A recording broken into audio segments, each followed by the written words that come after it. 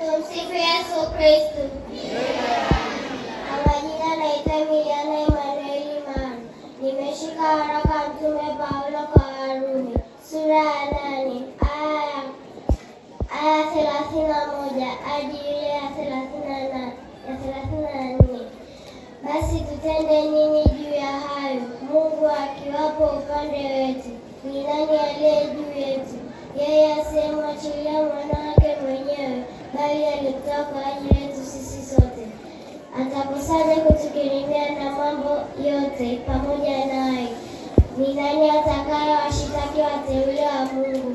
Mungu ndiye mwenye kuwahesabia haki. Ni nani mwenye kuwahukumia adhabu? Kristo Yesu ndiye aliyekufa, na zaidi ya hayo amefufuka katika wafu, naye yupo mkono wa kuume wa Mungu.